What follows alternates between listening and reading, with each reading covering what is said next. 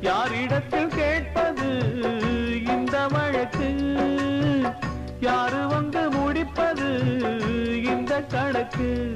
ஒரு ஏழை கோயில் பாடுது, அது ஏக்கத்தோட தேடுது, இதயம் கலங்கி வா